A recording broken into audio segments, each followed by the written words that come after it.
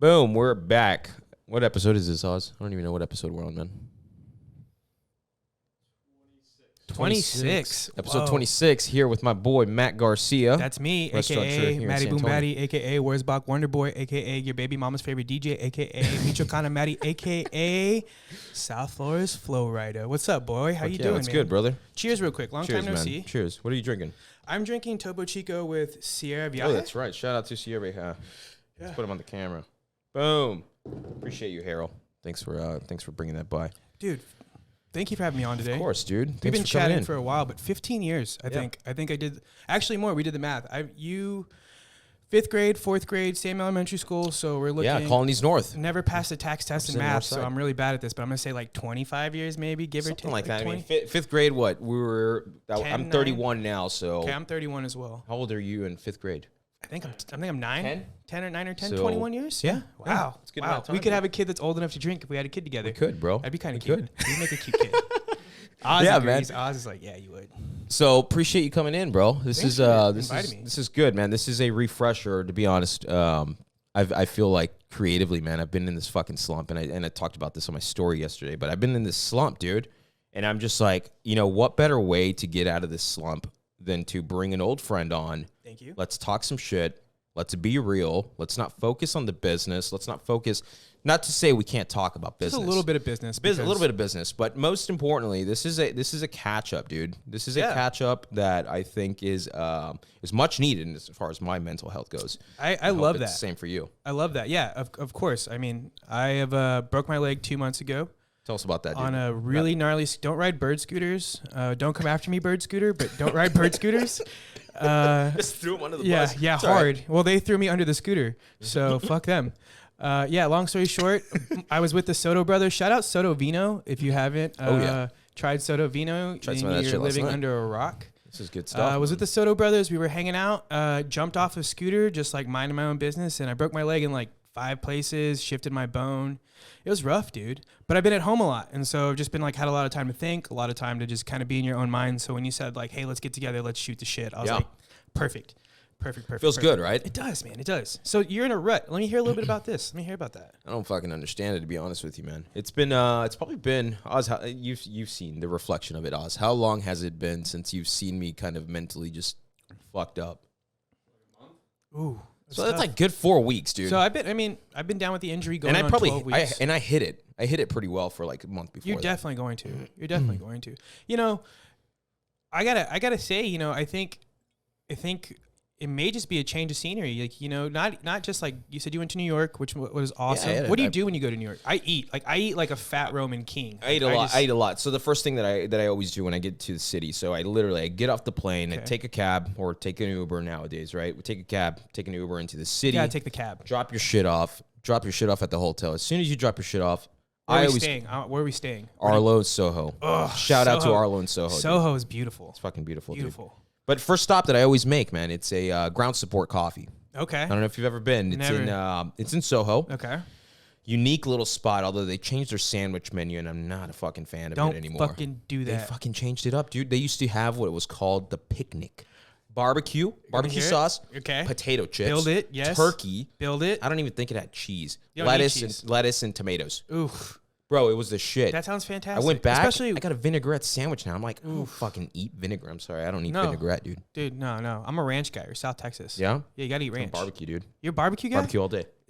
Like a sauce, is that your jam? Bro, that's my jam. Like, that's sauce, Okay. meats. Like I call myself like the tour of barbecue. So in I Texas. open your fridge just like barbecue straight sauce. up. Wow. See, Yeah. I'm mayonnaise. Like mayonnaise Yeah? is the most universal thing you can ever put man. on.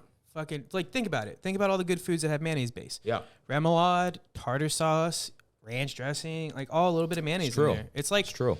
it's the white paint, I think, of I'll be honest. condiments. I stopped eating mayonnaise when I was like 10. What? Yeah, dude. I just didn't. Well, you fucking look great. Like it. That's why. That's the Appreciate first that. part. You can't eat mayonnaise and look like you. It's kind of fucking weird, but I don't eat any kind of white dressings. Nothing. Like nothing, Whoa. dude. Hold on. Yeah, bro. It's a little fucking weird. Alabama white barbecue sauce, whatever it's called. Never tried it. Never, because it's white sauce. I probably would never. Wow. Yeah. You're like the undercover brother of the white condiment world. Shout out undercover brother. Yeah, man. But so back to the story, mental rut, right? I don't know what the fuck's going on, man. I've tried to distinguish and pinpoint what exactly, like, where my state of mind is at. Yeah. And I don't know what it is, dude. No, I can't pinpoint it. And I need to go to a fucking therapist. Like, Yeah, do it. I need to call someone that actually, like, the holistic side of things, because I'm in my own fucking world. And when you think, I'm minored in philosophy, so when you think of, like, my mindset is I'm always questioning things. Of course. I'm cynical as fuck. I don't know if I'm a narcissist, but I definitely view things from all angles. So if I'm going to a therapist and the therapist is like, well, you got to do this, guaranteed I'm going to fucking criticize it for, like, you can't. Yeah. I know. Well, no, I know. I'm the same way. You know, I grew up in, like, very Southern Baptist style house. Yeah. So, like, you don't go to therapy, you just pray it out. Yeah. You know what I mean? Like, that was the thing. I was like, oh, I mean, that didn't really work for me. You know, and so I had to figure out, like, what was next. And being down, having a broken leg, you know, it's funny. You talk about being in a rut and you talk about being down, but Jim Carrey kind of said it best as I was, like, going through it and trying to figure out, like, why I wanted to do this. When you get tired of playing a character, it's like being an actor. Right. Like, everything we do, whether we know it or not in today's world, we're putting on that outward facing character, right? Like, once this is all off and your phone's off, like, you can be Mal. Right. You know, and so maybe that's it. Maybe you're tired of, maybe it's the transition. You know, you're probably right, man. Because I'm always, like, I've swore an oath to authenticity. Yeah, of course. But, you know, when you're getting pulled in different directions, when it comes down to, like, client work, business, podcast, who's coming in, what kind of people do you need to bring in to actually, like, attract viewership? Yeah. When you think of all those things, yeah, there's still going to be an element of authenticity that is missing. Of course. And maybe that's what my fucking issue is, dude. Well, I think you're spreading yourself too thin. It's like the problem you see in restaurants, right? That's why I think a lot of my favorite chefs in this city, just for everybody who doesn't know me, Matt Garcia, been in restaurants since I was 15, have worked for some really cool people, been able to make some really cool friendships. San Antonio has 2 food scenes, and I'm just going to be real with you. Yeah. There's everything that goes on in the suburbs and kind of the commercial aspect of food, right? We're a big chain city, big Riverwalk tourist thing. So you're going to see and people's favorite restaurants are normally multi-chain places. Right. And what are the top 3, like, when you say that before you go on? Chain restaurants in San Antonio? So people could understand this. So I think, So to me, some chain restaurants that I think you and your family would go celebrate things at because they're nice is, like, Papados is number 1. I just went to Papados this weekend. And it was great. I mean, it's a great San Antonio chain staple. For sure, though. Those chains. Papacitos. You get the Maggianos, the Chili's, the Outbacks, Longhorn. You know, shit that my grandparents like. There's nothing wrong with it. You know, it's great. It's good food. I guarantee you that those cooks out there on those lines can bang out food faster than you can see in some Michelin kitchens. You know. True. And then there's the food scene, which is the guys who I guess #true cooks kind of deal, you know? Yeah, dude. You go out there to every day, day in and day out, become the best that you can do. You can't do that anymore. Right. You know, like these chef-driven restaurants, like, they're dying. Right. For that simple reason. You get in this character rut and you get on the line and you're 40 years old and you've been working on the line. Why do those concepts die so? I mean, it feels like they die pretty quick, right? I'm thinking like 24 months maximum timelines. Sure. So the average lifespan of a restaurant to be successful is like 2 to 5 years. Yep. And then after year 5, you get a 5-year window where it's either you're going to close or you're going to hit to the 10-year mark. Right. And if you get to that 10-year mark, you're pretty well established. You can ride it out. You know, we see some places in town who have been, you know, I think of some OGs like Little Red Barn on the south side. You have Los Barrios, which is kind of expanded now, but the original location is still open. A lot of Mexican places, you know, Hakala, Ray's Drive-In, shit like that. Paisanos is another one, even though it's a small local chain. They've been around for almost 70 years or whatever the story was last time I walked in there. Would you say they're not part of the chain that we talked about? I think it's like, no, not at all. I think it's like levels, right? Yeah. So it's kind of like major leagues, minor leagues, and then amateurs in a way. Right. Like in terms of business size, big chains are the majors, and then local chains are the minors, and mom and pops are the amateurs. But I think in terms of cooking and in terms of doing what we do, you flip that scale on its head, right? Like anybody who needs to be a cook job can just go work at a big restaurant. And if you're a little bit more skilled, you can go to like a local chain. But if you want to bang out on the line and get specials and read cookbooks and share ideas, and you go to the mom and pop restaurant, you go to the Clementines, you go to the Russes at Clementines. I think first off the bat, they're a husband and wife duo over in Castle Hills who have just been blowing it up. You have my buddy Alan Nelson out Rebel, who I've worked on the line with, is now running one of the best seafood restaurants in the city. You know, you have guys like which one's that? Rebel at the same Well, is that seafood? Yeah, focused? it's seafood. Yeah, Okay. seafood focused. One of the coolest happy hours in town too. I don't know if they do it anymore, but before pandemic, you get like $1 East Coast oysters. No shit. And like $5 martinis, which for guys who've been able to travel and been able to, like, there's nothing better than slurping down oysters, drinking martinis. I agree, man, but it's hard to fucking find a good oyster in town. It's hard, you know. There's some places who are doing it pretty well. The Carpenters over at Little M's do a pretty good job. Yeah, I've had of those. oysters. They're great. They're wonderful people too. Been able to build friendship with them, and that's the cool part. In that little inner circle, you're able to build these friendships, be able to like really compete though, and it makes you better. But at the same time, like the clientele in San Antonio just isn't there, or is not there yet. I think we're the generation to get us there, right? But it's not at the point of a major city yet, you know. And I think we're slowly. What's the holdback, man? What's the holdback? Is it Value? like the boomers that? I don't blame it all on the boomers. Right. I think it's a citywide thing. Right. That's why we don't. It's like why our food scene won't compete with Austin, right? Like, true. Are you gonna like? I don't mind going and spending $200 on a dinner if I get 2 or 3 bottles of wine, some cocktails, 4 or 5 plates, and I spend 3.5, 4 hours. Right. There. That's how you should eat. Right. But my parents and your parents are probably from the same generation where if it's like not under $20 and doesn't come with like 2 sides on the plate, right, it's not a value. You're not going to eat it. Right. You know, I can't speak for everybody's parents, but I think a majority of San Antonio grew up that way. You can probably catch me a lot of flack from majority of San Antonio. I always think of, so when I go out to eat, man, I think of it from a different perspective. Well, not a different perspective from what you've stated, but I always think about the experience. Like to me, I'm going to fucking pay whatever I need to pay to have a great experience. Yeah. But the moment that experience begins to turn sour, I'm like turned off, dude. Oh, 100%. And it's hard to find concepts or experiences at restaurants in town. Yeah, so I think that comes kind of twofold. You know, I think one of it is the living wage part of it. You know, we forget that people who work in restaurants, that's their job, right? Imagine if someone came in, sat in your lobby, came up to this podcast, and was just a fucking asshole to you because they're hungry. Like, people are terrible when they're hungry. People who want to eat, like you deal with it.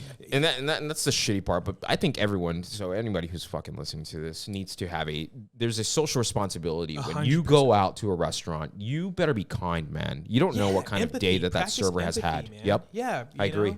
Especially in this post-COVID world, right? Like I can speak from working in a restaurant that didn't close. Yep. Because your owners you don't have a choice. You know, you're a mom and pop place, 2 or 3 places, you get your PPP and you bust your ass to stay open. You know, we did our best and luckily, you know, I was working for a great ownership group and they were able to keep us afloat. But like you worked through that. You dealt with customers. You had to tell people no to not put their mask on. You know what I mean? Like you had to protect yourself and we dealt the brunt of it. And then we got our unemployment. We actually could live pretty well for a second. Yeah.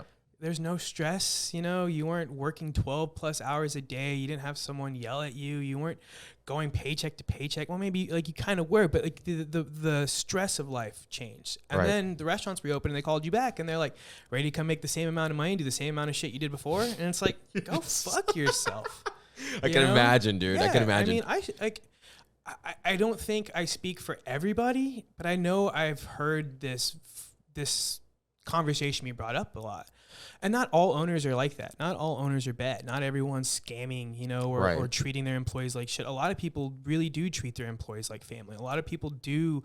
I would say my 3 mentors in my life at the moment, all are in the restaurant business, have some aspect of a restaurant background because they really worked hard to keep people afloat. And they teach you I think restaurants are one of those great things. And Anthony Bourdain kind of said it best, like they're all a mix of like gypsies, robbers, and like runaways, because good restaurateurs, good restaurants, the same thing that they do to a guest where they make you feel like family and they make you forget about the problems that happen outside those worlds. Great restaurateurs do that for their employees. Right. You bring them in that 8 to 10, 12 hours a day, whatever it may be, you really forget. I mean, I've worked in some magical fucking kitchens, man. Speaking of Bourdain, man, that recently I know we talked about this briefly, but that documentary really kind of it, dude, I'm getting goosebumps. Every time I fucking talk about it, I get goosebumps. Yeah. That documentary hit home, man, because it truly, I felt like I was interacting with Tony Bourdain at those moments. Absolutely. The way he describes these restaurants, I mean, is that how? That's exactly how it is. So I cried.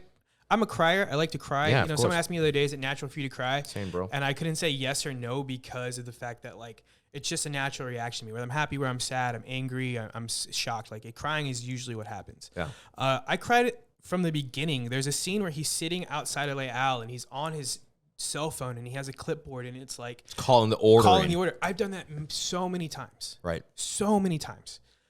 Calling tickets on the line, and then to just see it kind of like your whole world changed. Right. And you were no longer stuck on a line for 80 hours a week. You're now fucking, like you said, I'm watching the sunset over the Saharan desert. And that's when Tony Bourdain came into my life. It was right around that time. So I remember 12, 13, No Reservations coming out, reading Kitchen Confidential when I was 15, and knowing that's what I wanted to do. So my first job in a restaurant was 15 years old. I was a prep guy for my uncle's catering company. And it was the kind of gig where like he writes about this and he talks about this and it's changed, I think, now. But back then, 15 years ago, I was getting cigarettes after shifts. Marlboro Reds and Heinekens. Yeah. 15 years old. Yeah. Getting called monkey. Like, good job, monkey. And like, I'm fucking stoked. What was monkey? Yeah. What the fuck was that mean? I was just like, it was a term of affection. Okay. Because I would hop from place to place. It was like bitch boy. It was like, it's nicer than calling me bitch, I think. I fetch coffee. Year. I know what that means. Yeah, you know what that is. And so like you do that and as you're growing up and you're seeing this, you're like, okay, if I work really, really hard, I'll get to get out of this kitchen one day and go be on TV. When the truth of the matter is like, no, you don't get to be on TV. That's why, we can name probably 10 celebrity chefs and not the hundreds of thousands of guys who slave away day after day, 6 to 7 days in a kitchen making the food that we all like to go out and eat and then bitch about that it's not that good when none of us could step on a line, cut mise en place, go to service, bang it out, wake up the next day and do it again without becoming, that's and it's not even an 8-hour day. It's a 12-hour, 14-hour day. Yeah. So average days, I would say for like me in a manager position, busy Friday like today, I would have got to work about 12:30, 1 o'clock. Right. Make sure all my orders are in. Make sure that the AM guys have started the long-term projects. Make sure my fishes come in. Everything's quality. Check it all in. And then I'd start working. And so the thing about, they don't tell you about cooks is like it's superstition most of the time. Like your towels have to be in. I worked with this one guy, one of my favorite cooks to work with because he was 6'6" and I'm 5'5". This at Cookhouse or where was this? This at Cookhouse. Yeah. Shout out my boy. Shout out my boy Josiah, because he's 6'6", college D1 basketball player, and I'm 5'5". Yeah. So Josiah would... More? Yeah, we're doing this today. Yeah, we are. Josiah would cook above me, and I would cook below him. So he would swing plates like this, and I would be able to work underneath him. One of the funnest experiences I had. But Josiah was one of those people, like, he had to set it up. Right. The line, same way every time. You get in that repetition. So you set it up, you get ready, and then service isn't till 5 o'clock. So you bang out service, you get ready, service hits at 5, and it's 5 hours of just straight. It's rock and roll, man. Right. Lights are, especially in an open kitchen, it's so sexy. True backstory, dude. First job I ever had, Jason's Deli. I banged out sandwiches for a fucking year and a half. Fuck yeah. And then I made tacos at Taco Cabana. True story. Yeah. I made tacos. It must have been rough. But I learned a lot.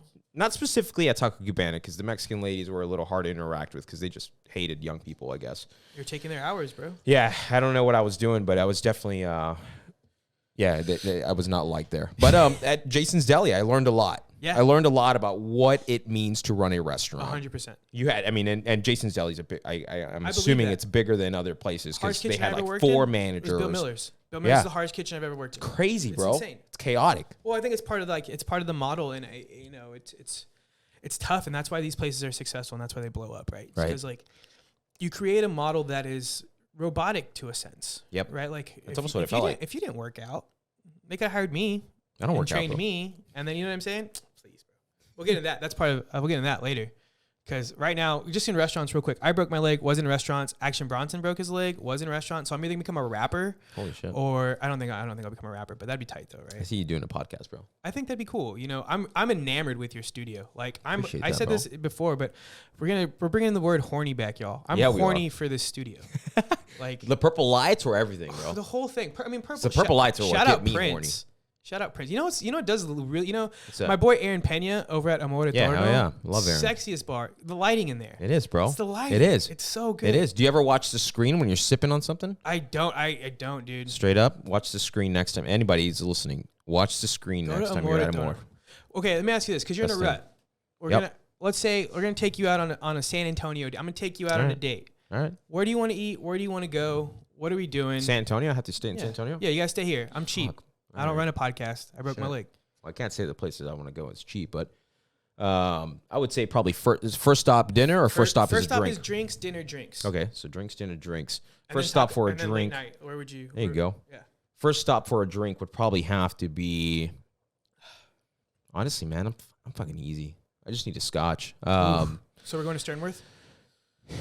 Yeah, Sternworth we can do is a good Sternworth. scotch spot. We can do Sternworth. Shout out Ben Guerra over at Sternworth. Yeah, See, I know people. Yeah, I love Ben. I love my friends. I think it's the best part gotta about bring being in this Ben on, industry. actually. Ben's great. You know Ben. Ben's fan-fucking-tastic. Met him at Old Main Association. So yeah, first stop is definitely Sternworth Scotch. Dinner, probably Maverick, because I haven't been there in a while, and I had a really great experience. I don't remember what I ate, but I had a great experience, such a bro. sexy restaurant. Yeah.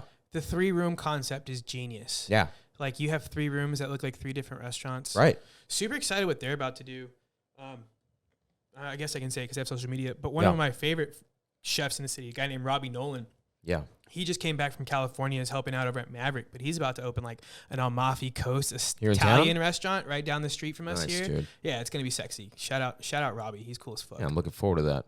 Yeah. And then it's okay. So drinks, dinner, drinks. Drinks was first at Sternworth, Sternworth got you Maverick, and then after that, cigar and drinks at George's Keep. Ooh, George's Keep George's patio. Keep. Man, the Mahoney Group really introduced me to like they were the Northside Kings for a bit. Like when we had, you remember Green Lantern? When Green Lantern opened? Lantern, bro. Oh, I remember Green Lantern when I was like 15. Oh, that was the first craft cocktail bar I ever went to. Yep. Sweet potato Jameson car bombs. Yeah. I blacked out a night or two. Shout out Spicy tequila is spicy me, dude. tequila, yeah. Spicy the tequila strawberry and vodka. fucking spicy cucumber. Oof, yeah, that was girls love that, dude. Yeah, they do. Yeah, they did. Because you went to school here in town too, of right? course. You went to UIW? Of course, UIW. See, I stayed on the north side. I went to UTSA when Yeah. there was like nothing. Kids who go to UTSA right now, if any of you are listening to this, you're fucking spoiled. They have everything. You're fucking You spoiled. got Sandbox down the street if So you're living in a dorm. Yeah, so fucking spoiled, bro. You could live. We had Cantina. Let me just paint the I scene remember to you that. on Cantina. I remember that. Imagine a dive bar with a bunch of stripper lights, Yep. a sound system from the 80s, and door guys who would let you get in underage as long as you paid them $20. And a stinky couch in the back. Stinky Which you couch. could take your girl if you wanted to. Which, let me tell you, there are more kids on that couch. It's true, man. Whew. It's true. Jeez. I don't even want to talk about it on I air. don't think I'll I can talk about it. Yeah, Can I curse on air? Yeah, you could curse. Okay, guys, I on want air. to say fuck like 5 times.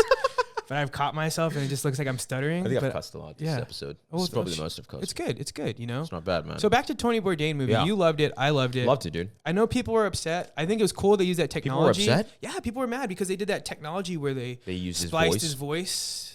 And then they made his girlfriend look bad at the end, which I can see that. I can see that a little bit. I can too, but I mean, in reality, it's just like a story. Yeah, it's a story. It's I just mean, a story. and you could tell the director was trying to make it as raw as he could, but Yeah. still keep it entertaining. Well, I think also if you really pay attention to what they're saying, I think it's more of a narrative and the kind of can fit into, maybe you can touch on this a little bit. Yeah. Even when it seems like you're doing everything else someone would want to do, Right? you may not be happy. Of course. You There's know? always going to be people that criticize, that don't like. You can't, I mean, this is what universal. This is universal principle applies into anything. But whatever you do in life, you can't necessarily entertain everyone. Oh, never. Someone is going to criticize it. Yeah. Someone's not going to like it, and that's okay. At the end of the day, it's okay. Like And then they pick to be a fucking artist, right? Right. Which is like the craziest thing. Someone Yeah. who's so sensitive is like, I'm going to go put my emotions on a plate, on a page, on the screen, yeah. and then just have to deal. You got to deal with that. Dude, and you know what really hit me during that documentary in the beginning of it? Spoiler alert. Get off the podcast if you're fucking Go to if the you fucking haven't movies. watched it. Yeah, you need to watch it anyways. By Honestly, this time you horny should have for seen it. movies, You for should have real. seen it. Saw But- The Green Knight. We'll talk about that too. But during so like in the beginning, whenever I don't know if you remember his 2 producers. Yeah. They're like, hey, we're gonna fly out and we're gonna go and shoot in. I think their first stop was Tokyo. I could be wrong. They went to Tokyo first, and then right? they went to Vietnam. Yeah. Right. So they go to Tokyo and they're like, holy shit, Anthony Bourdain is in a shell, in a turtle shell, and we don't know what the hell to do, which is normal. Like For cancers, bro. I'm a cancer. I Yeah. know exactly what that Yeah. feeling is like. But I feel like that's in any situation. I feel like always when you're going to my friend Mel, who's we produce a podcast for them. Shout out to Operation Within if you're not listening to Shout out Operation them. Within. But she said this phrase yesterday and it struck home. It went something along the lines of, what did she say, Oz? Leaders pave. Mm-hmm. Leaders pave, and I forgot the second term. pretty much touching on the essential part that if you're going to be a leader, you're going to lay the pavement, and sometimes that pavement is going to, it's not going to be perfect. Take you up a fucking but you're cliff. pushing, you're pushing, and it doesn't have to be pretty. But the idea is that you're going to push and make it happen. Yeah. Which, I mean, and in a situation like that, like those two directors, they're there, they're following with the camera. They knew that they were going to pave something. Yeah, 100%. And they hit the fucking like. Hit fucking gold. Yeah. Gold. Yeah. Yeah. I think it also has a lot to do, in restaurants, it's like coaching. Right? You become a man. I was talking to one of the guys I really enjoy coming to this stuff. His name's Scott Oda. He's the owner, general manager over at High Street at the Pearl. Yeah. Scott and I were talking about this because I feel like coaching is great, by the way. What's up? That place is great. Oh, yeah, it's fantastic. Really great crew. Love everybody over there. Scott and I were talking about like how coaching and management in restaurants are super similar. And I think the same thing can be said for like anybody in that leadership position, whether you know it or not, you're a coach. Right. And you're a leader, but you create disciples. And that's the coolest part about like what I think Anthony Bourdain did is like you can see a little bit in what that story was and that thing, and shows like Ugly Delicious with David Chang. Right. Or Binging with Babish, which is mainly a cooking show, but it's given someone a narrative and a platform to do something else, through food. Right. He makes that great analogy, like the commonplace is the table. I wholeheartedly agree with that. Like, yeah. I think it's sad though, he does touch on the fact that like not everybody's table is the same. Of course. And the food on that table is different, but the message and the bonding and the commonality all can be done around basically like a flat piece of whatever that you can eat on. Right. And so as good restaurateurs, as good cooks, as good servers, as good bartenders, like you got to remember that. You got to remember like this is your channel. This is the ability to change someone's life. Right. I've heard so many cool stories about like bartenders from years past and regulars, people I'll never meet who've like impacted people's lives, chefs, cooks, so on and so forth, just because of the commonality of what they did behind the table. There's a restaurant in Little. It's you saying that brings me to this. It's there's a restaurant in Little Italy that I go to. This is my second stop every time I go to the city. It's Umberto's Clam House. Yeah, you're familiar? Yeah, I've heard. So Umberto's Clam House at the front. I forgot his name, man, but there's a gentleman that greets you at the very front. During the winter, you'll see him in a big, thick, like a thick fur coat. Yeah, he's wearing a fur coat, man. Sick. And literally he'll talk to you. He'll talk to you and he'll be like, "Hey, come try this out. There's a couple of things on the menu, blah, blah, blah." Anyways, long story short is that guy just creates a dialogue with everyone on that street. That's all it is. And it's like my favorite place in New York City is a place called Maison Premier in Bushwick, Brooklyn. Nice, dude. It's an oyster house absinthe bar. Nice. One of the coolest, sexiest places. Just because Bushwick in years. You just get transport. I might be wrong. I don't really know Brooklyn. No, Bed-Stuy, not Bushwick. Bed-Stuy. I lived in Bed-Stuy. It's in Bed-Stuy, right on Bed-Stuy Avenue. Shout out Biggie Smalls. Nice. And yeah, dude, it's super, super sick because it does that, man. The service staff is so well knowledgeable. Like it doesn't even matter what goes on culinarily. It's that whole other aspect, which is the cool part about, I guess what I can take away from restaurants and apply to like daily life is just like that treat others the way you want to be treated, that golden rule. My grandma says you don't have to like everybody, but you do have to love them. Yeah. Because that's what we're called to do is love. It's true. Like that kind of thing you can use that in business. You can use that in your community. You can use that in your home. Like that doesn't necessarily like a restaurant thing. Right. You see, like we were talking about earlier, if we still love Texas. Yeah, right? Well, actually, that's a subject that's going to be big. But I don't have to like my neighbors, but I damn sure do my best to love them. Let's take a small break. I need to. I'm going to step away. I need to go to the restroom real quick because I drank too much water. This guy and caffeine. Hydrated. And, it's the gold. It's the ginger milk. You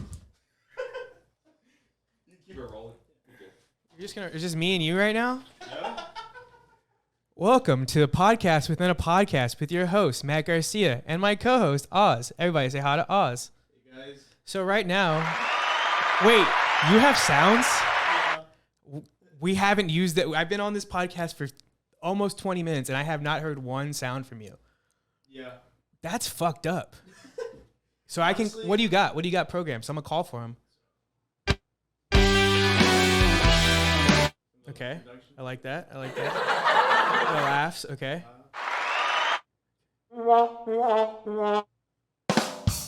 Ooh.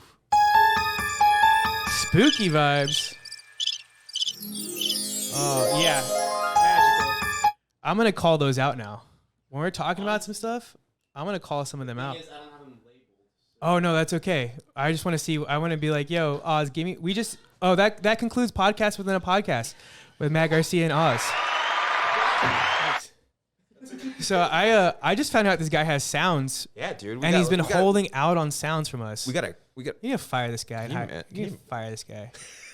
We got all kinds of sounds in that little sound box. I love it. We don't use them enough. Honestly, we need to start pushing them more. Especially when you get some like real fancy business guy on here. Yeah, dude. And just like throw him off, Mr. So and so from this Wall Street, and then just hit him with a wah wah. Like that would be awesome. Right? I would love him to talk about like Bitcoin and be like, yeah, I lost my ass, and then that's shit. Speaking of Bitcoin, do you have any coins? I do not have any coins. I just saw this thing where if I would have bought $1,000 of coins 10 years ago, I'd have $18 million. Saw that. And that's not if I didn't sell and get crazy, which Mexicans hold on to shit forever. Yeah, true that. We do. My grandma and my mom moved out of their house like 3 years ago. They lived in that house 25 fucking years, whatever it is. Yeah. It took a whole Goodwill truck of shit. Like, have you ever seen shit where grandma's the biggest hoarder, bro. Yeah, dude. I didn't know Tupperware existed till I became an adult because I thought everything was stored in like Crunchy Crock containers and. I remember that, bro. Fucking, I can't remember. And also, what is Mexicans' aversion to eating butter? I don't know, man. Did you eat? What did you? No, margarine. We used margarine. Margarine all the time. We should phone my mom in. You should ask. I'll call my grandma. Still like she shouldn't eat it because her heart's bad because she's old, but like she still eats margarine. Maybe it was that. Maybe it was their doctors that were saying, "Hey, I feel like you're highly prone to like high cholesterol. So eat plastic. Yeah. Eat plastic and you'll be all right." Yeah, it's genius. Well, shit, dude. You okay? Yeah, bro. You feel better now? That was the quickest restroom break I've ever taken. I was actually you washed your hands? I washed my hands, dude. Did you wash your hands while peeing? You know, if I was talented, I probably could get away with that. If you were talented, I'll tell you there'd be a different kind of podcast right now. True that, man. Texas. Go back to Texas, dude. So do we love or do we hate Texas now? What is going on in Texas right now? So preface this, yeah. So real quick, without drawing any lines at the moment, Texas has recently passed a series of laws that have really stripped away some essential freedoms from a large portion of the population, minorities, especially some LGBTQ rights. And then, of course, the big one is the one that came out yesterday. It's kind of what got us talking is this new mandate where you can't. Yeah, businesses can't draw the line of vaccines, and then counties can't do mask mandates. Right. So, and all the while, and then we also real quick for the viewers out there who are recreational viewers like myself, you're also surrounded by 3 legal states now. Right. So not only do we have these strict voter registration laws, we have these ridiculous COVID mandates, and then you can't even get high. Like, at least let me get stoned. Right. Like, if you're not going to let me do anything else, like, we can at least get high, But, like, fuck, can't even do that. I got to go to New Mexico. Man. Who wants to go to New Mexico? They would draw an income, too, if they just pass legislation. I don't understand what's, like, the whole Dude, incredible. Imagine, like, let me paint a picture for you. Yeah. Imagine the neighborhood Michoacana dispensary. Bro, they'd kill it. Whoa. They would kill it. That's what did you call it earlier? Ideating? Ideating, That's bro. an ideating. That's ideating right That's now. ideating right there. We're ideating right here. Yeah, that's what we do. Now, I love Texas, man. I love Texas because I consider myself Tejano. Family's been in Texas for like 300 years before it was a republic and shit like that. Yeah. So like I know these are where my roots are. I think for me, as I get into the point where like I'm engaged, maybe if I'm lucky, I can convince my fiance to have a kid with me. Yeah. Because I mean, look at me. Like, who's gonna want to have a kid, bro? She's gonna have a kid. She's gonna have a kid. She's gonna have a kid. These swimmers. I mean, come on. So you're staying in Texas? So I don't know. I kind of want to move to Colorado. I'm not gonna lie, but I do love Texas. I'm not in love with Texas though. Right. It's like that old relationship. I love you, but I'm not in love with you. I love Texas, but are you in love with it? I'm in love with it to an extent that a lot of I'll just say it straight up. A lot of the fucking idiots who make legislation here. Yeah, which I is think like I think 80%. Yeah, I think 80% of them are idiots. So imagine this: like we live in like this weird Handmaid's Tale of a state where like they had to flee to DC. Right. To fucking escape and yet making something a law. Okay, hold on. Let's talk about this real quick because this is big brain thing. This is high IQ, right? So our legislatures in our state have to escape to go to another place to be safe. What's going on down south, right? Like there are people who are politically opposed who are having like it's the same shit. Right. Did you look into this? I posted this shit on my story. Is he talking about the Diego Bernal? Yeah. Yeah. Shout out to Diego. Shout out Diego. representing San Antonio. He huge. basically painted the picture as clear as it is, man. Some of these laws that they tried to, I believe it was a special session. Yep. That they tried to enact. Yeah. Was totally fucking ridiculous. I mean, when you think of it, like, my grandmother doesn't speak a lot of English. She is a U.S. citizen. She was born in Texas.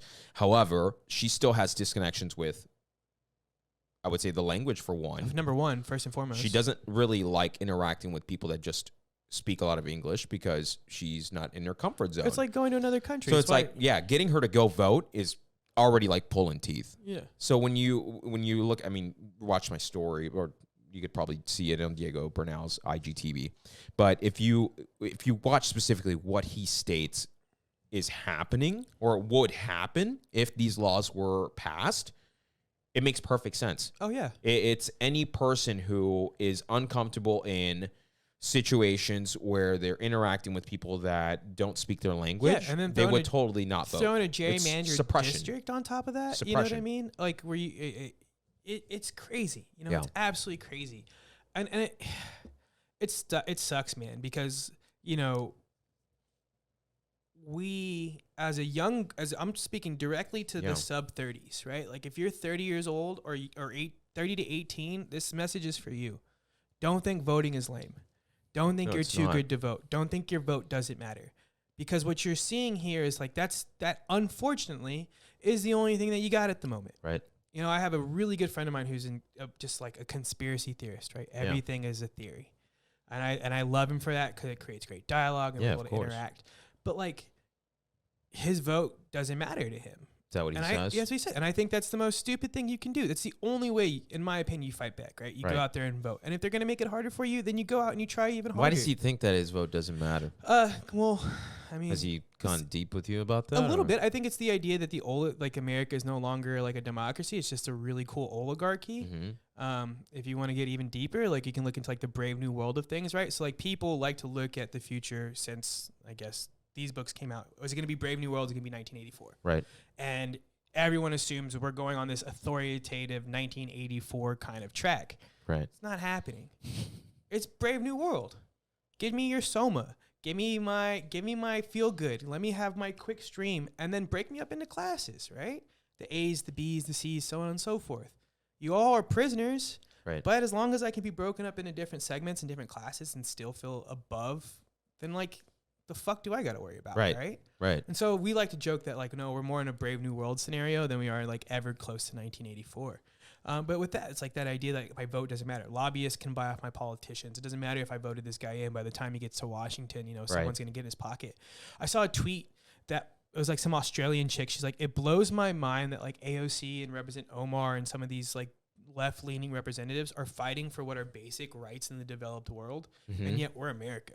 Right. You know, it's pretty ridiculous, dude. Crazy, it's pretty ridiculous. But that's to show you that this country, I think, is specifically like, it's constructed to empower the powerful. Sure. And if you look, I mean, you could look deeper than that. You could call it conspiracy. I mean, going back to our own state, right? Like, there was that big hullabaloo. Yeah. I like using that word too. It's like an old person word. The big hullabaloo at the fucking Alamo reading. Yeah. Because the truth of the matter is, the state was founded because Texas was a colony of Mexico, and Mexico outlawed slavery, and a time when a lot of people were leaving the slave-restricted parts of the South to establish new territories and be able to do what they wanted, and that's why we rebelled.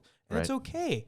We can talk about that. Right. It's all right to bring that up. There's nothing wrong with it. Right. You know, I'm not mad about it. I'm not out in the streets burning down the Alamo because, that's our history. Right. And we got to learn from that, and we got to grow off of that. And if not, then like, we're going to be making the same mistakes we've always made. That's why 1920 doesn't feel any different from 2020. Right. You know, why do you think there's so much pushback to not enact these changes that people like Omar and AOC are trying to do? We're an individualist country, so why are you going to fucking tell me what to do? Right.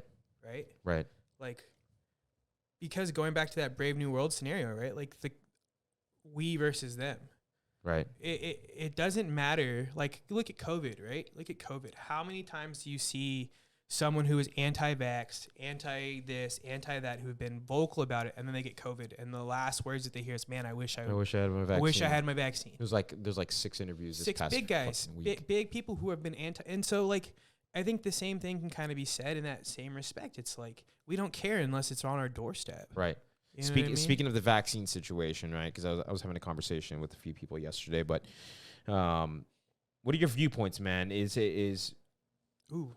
getting vaccinated? Can I have some more tequila before we do this then? Yeah, this is gonna get fucking deep, dude. I love how we were supposed to be like catch up and have fun, and then immediately we're This gets like really fucking deep, though. restaurants, COVID, vaccines. There's so Texas. much. There's so much shit happening in the world right now, man. I feel like it's almost like an injustice to our viewers. Okay, if we we're don't gonna talk about shit this. Like We're gonna talk about it real quick, and Yeah. then we're gonna talk about a mutual friend of ours because I think this is kind of funny, and I want to know your perspective on this.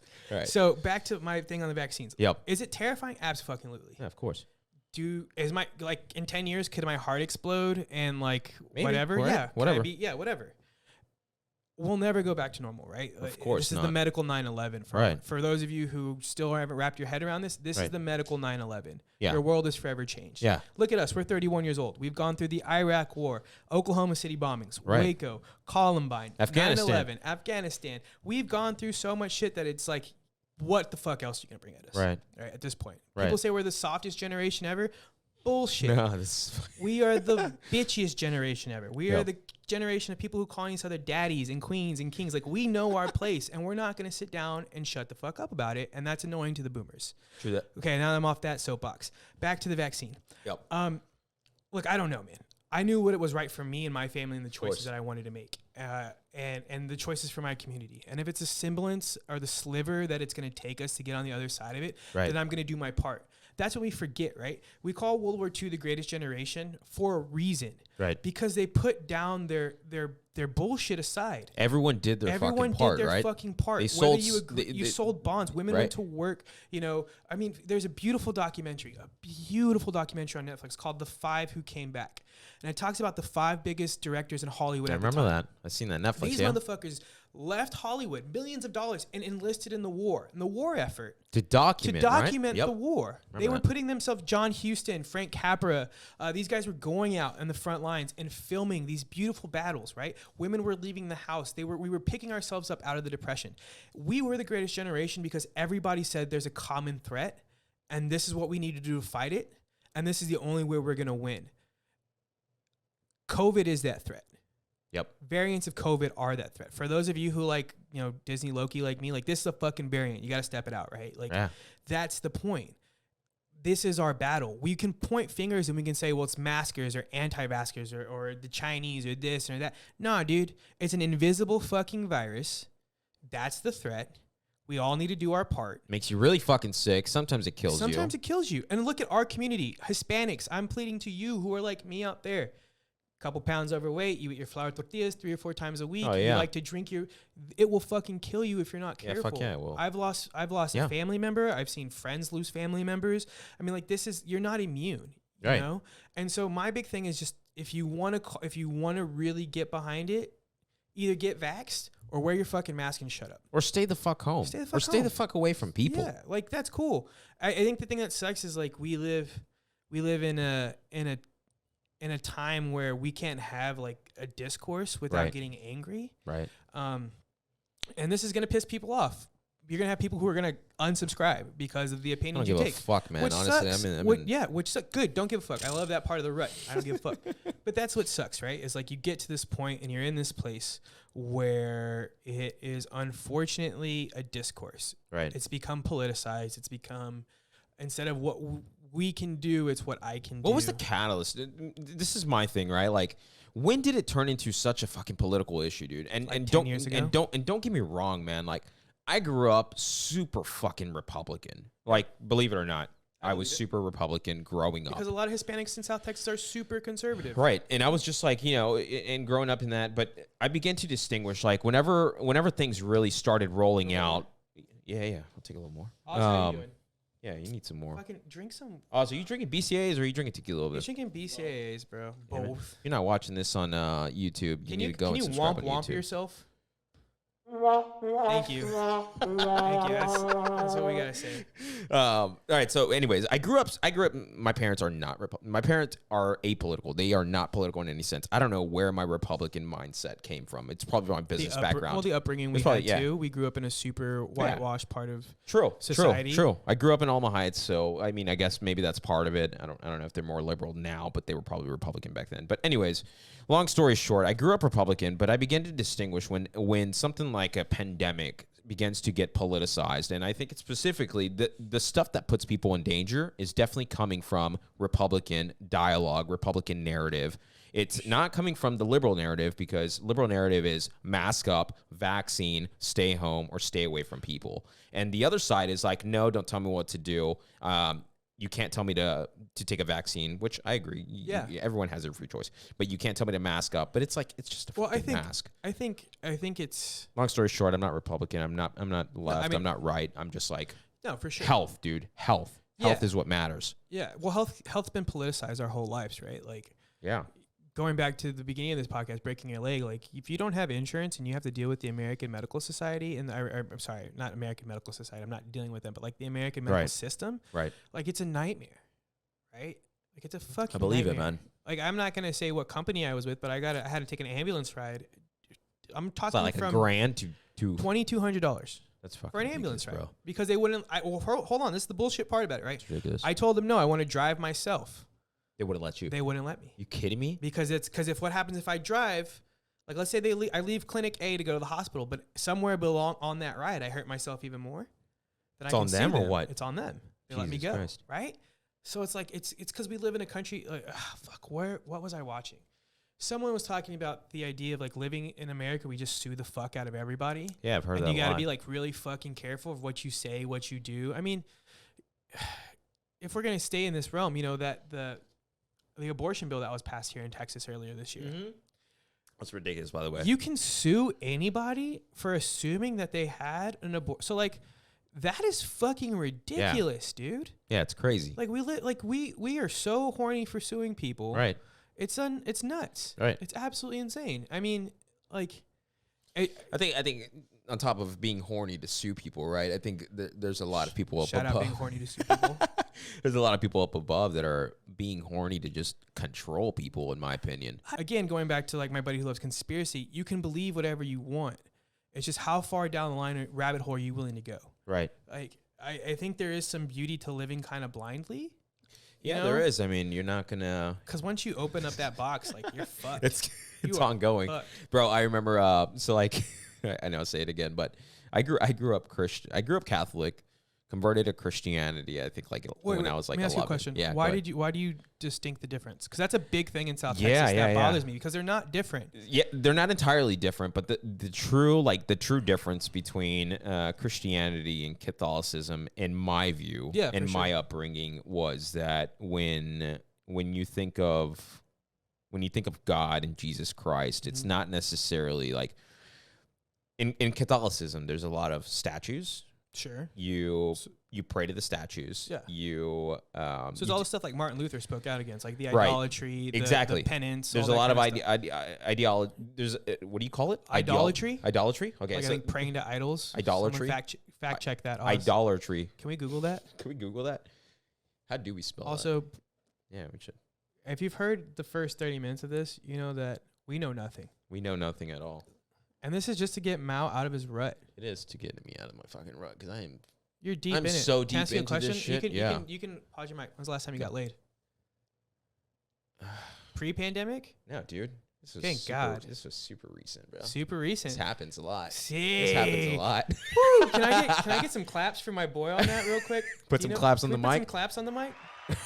Happens a lot. This happens a lot. The worship, idolatry. Idolatry, the worship of idols. All right, so back to the conversation of Catholicism. So the biggest difference that I saw growing up is that every one of my, relatives was praying to statues and doing such, and Jesus Christ was still on the cross and such and such. But when I converted to Christianity, I began to realize, like, Jesus Christ, there's an emphasis on the resurrection. For sure. There's an emphasis on salvation. The only way through salvation is through Christ and acknowledging that Christ is your Lord and Savior. But here's the dark fucking story where anyways, Catholicism, Christianity. Yeah.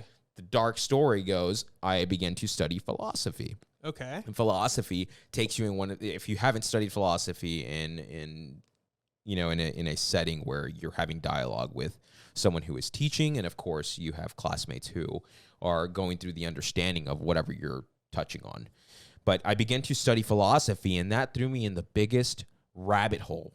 Oh, yeah. And I lost all senses of everything. 100%. I didn't believe in anything. I lost myself for probably a good 6 months. Been there. And yeah, I came out of that like a changed person. Yeah, I think losing religion and then finding spirituality is great. And My mom's gonna kill me for this. It's all right. I was raised Baptist, but like really kind of liberal Baptist. Mm-hmm. And for us, like growing up, it was very much that Protestant style, right? So like Christianity is the umbrella, and then I guess you would say the two branches are Catholicism, Eastern Orthodox, and I guess Protestantism, right? Right. I grew up for being in South Texas. Yeah. You're not a lot of us are raised Baptist when you look like this, I remember my friends like feeling left out that I couldn't get a communion. Like I was like, Mom, I'm not gonna get a communion. Like, but all my friends are doing it. And they're like, we're not Catholic. Like, you got baptized like when you were 8. Like, you want a communion? Like, I'll make you a cake. I don't know what the fuck to tell you, right? I'll give you a white little robe. Yeah. You want to put on a white dress? And I was like, hey, that's another story, So we went through that, and then I fell out of it, and then I got into a very I would say I studied sociology. Sociology is what fucked me up. I failed the shit out of my sociology class, by the way. Because I was like, oh, man, everyone lives so much different than I did. And that idea that, like, you didn't have, like, this... Not everyone has this most beautiful childhood was such, like, a hard fucking thing to deal with. And then my dad came out at 18. So like I remember that. So which is huge, right? Which is shout out my dad. Yeah, shout out my dad because he's fucking hilarious. I'm still connected with him, bro. I love your dad. San Antonio Silver Fox on Instagram. Yeah, he is. Super handsome. Anyway, that's another story. So he comes out and it kind of fucks with your whole world because if you fall into it, you believe a certain way. You really think it fucks with your world, or 100%. Did you see it from a different view? No, 100% fucked with me. Really? Okay, so let me paint the picture for those of you who don't know me the way Mao does. We grew up in the ideal. If you've seen Varsity Blues, you've been to my high school. Yeah. Bro, I remember your dad being at parties, and I was like, holy shit, Matt's dad is a hard ass. Like, I cannot fuck up. He was fucking tough. Yeah, my dad was tough. I remember I think I had a party one time, and some kids tried to bring beer in, and my dad, chased him down the street. Bro, I was there. My dad was crazy. I was there. My dad was fucking nuts. You want to talk about some crazy shit? My dad was fucking nuts. Go on, I interrupted you. So, like, it changed your perspective of, of not only, like, religion, right? Because religion says it's wrong, but how to be a man, right? Right. How are you raised as a man? If you are one of the few, whether you're a woman raised by a lesbian or a straight man raised by a gay man, at any point in your life, especially when you're at that precipice of manhood, 18 to 25, it will fuck with you. I didn't think of it like that, man. Think about it like this. Like, I thought every dad watched Project Runway and Sex in the City, and like that was where our shows. We watched Flip This Motherfucking House as a family. We weren't watching Monday Night Football. Like, yo, I'm not cheering for the Spurs. I'm cheering for fucking Carrie Bradshaw, my dude. Like, you know what I mean? I'm Team Carrie all the motherfucking way. Yeah. Who gives a fuck about the Super Bowl? Like, that's how it was, and I thought that was normal. And then you see it, and it questions like, oh fuck, do I know how to be a dude? Know how to be a man. Right. And the great thing about my dad was, like, I think a part of him always taught my brother and I not only how to be extraordinary men. Shout out to your brother, man. Shout out my brother. Shout out Jake. Jacob. Yo, a kid. Have you seen him recently? That's my boy, bro. He's fucking shredded, dude. For someone who doesn't eat eggs, he is yoked. Dude. Yeah, he is. All right, I interrupted you again. So basically, to tie that all in is like it questions you, and then you go through it. So you break down religion, you break down society, you break down culture norms, gender norms, and you go through a dark point.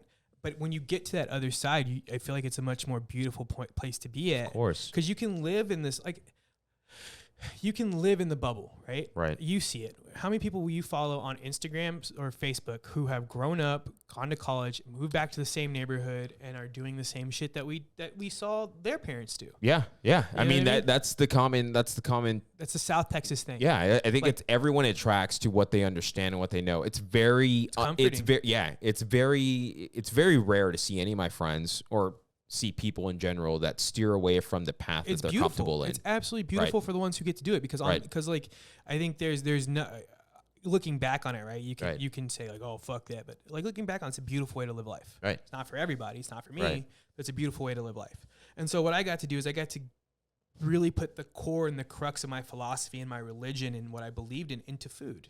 Yeah. Into restaurants, and to talk about the political discourse. I mean, I can't tell you how many times I've had the most intense political, sociological, religious conversations in the middle of a service while cooking.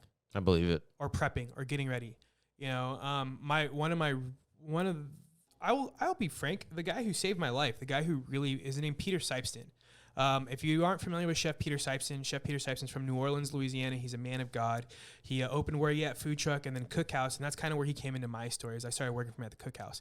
But his faith and the way that he accepts everybody and the way that he walked the walk is what saved my life in a religious aspect. Right. You know, which would really put me back on the path to spirituality. Right.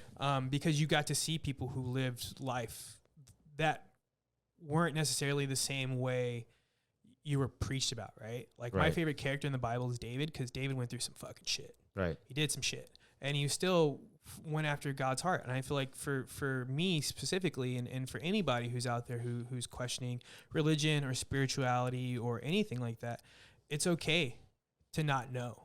Right. It's okay to not understand. It's okay to be in a rut.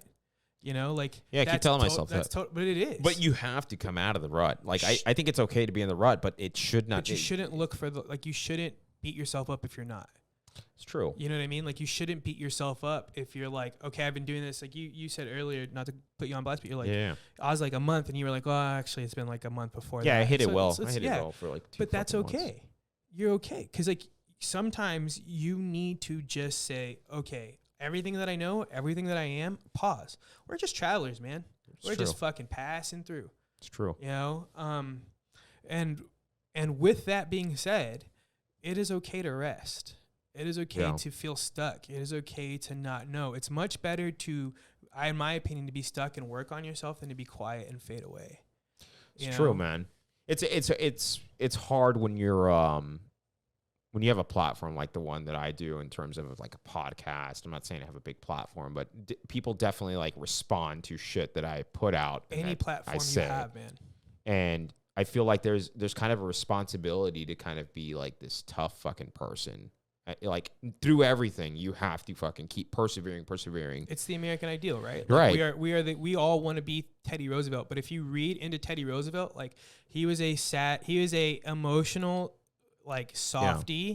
He was one of the toughest men in American history and did some fucked up shit, but like, dude was a softy at heart. Right. A big fucking softy. You know? And I think it's just, you know, it's hard for me to kind of take a step back and say, hey, you know what? You need to give yourself a little time. Sure, you need grace. Like everybody deserves grace. Yeah. Like that's the most beautiful thing, right? And I think that's. I don't know how to hit the fucking pause button. You're not. Bro. Well, it's okay. We're not programmed. We talked about sleep earlier, right? I get like 3 hours of sleep a night. But you know, it's because you haven't allowed yourself the grace to sleep. That's probably true. You know what I mean? Because in your if I can analyze for a second, you've come from Wall Street to social media. Yeah, right. Totally. So you've gone to 2 high energy, never sleep, never stop, without cocaine. Working. Yeah, shout out the fact that you did that without cocaine. Because I'm gonna tell you, I've drank enough Bang Energy that it's like I'm doing cocaine. You ever do Bang Energy and mix pre-workout into it and then go on, dude? Oz is shaking his head. He knows what's up. Oz, do you dry scoop? I'll snort it. He's in the office. He's doing Bang. He's doing C4 lines, why do kids bro. do dry scoops? Because are you too afraid to do cocaine, so you just dry scoop? Because let me tell you, brother, cocaine's a hell of a drug. Shout out Rick James. Right. But true, man. It's Wall Street, social media, media in general is just fucking, it's nonstop, dude. And so you programmed yourself. You become this character, right? Right. I got to be tough. I got to do this. I got to do that. I got it. Right. And then you're fucking tired, bro. Yeah. You're exhausted. It's definitely what it is. And it's not going to go to like like you said, you went to New York and like, but you still took meetings. Yeah, I did. You didn't just go. No, I fucking worked. You know, money in pocket, dick in hand, and just went out on vacation. Yeah. I got to experience something really beautiful earlier this year. I went to Hawaii for the first time for a friend of mine's wedding, and I didn't really have a job at the time, didn't really know what the fuck I was going to do, and I just went. Just booked it? Well, we went for Chucko Burnell. You know Chucko. Of course. Chucko got married out in Hawaii. Yep. Shout out my boy Chucko. Shout out Chucko. Known him forever as well. Yeah, and just to like release, dude. Yeah. It was orgasmic. I bet. Like, well, fucking Hawaii is beautiful. And that's sunset up there? I bet it was fucking filmed beautiful. Jurassic Park. It was cool. Dude, I jumped off a cliff and gave myself an enema. You're savage, bro. Shit my fucking CVS. Fine, say that in the mic. I gave myself a water enema, and then I shit my pants in a CVS. You want to hear this story? Yeah. All right, let's make this. You know what?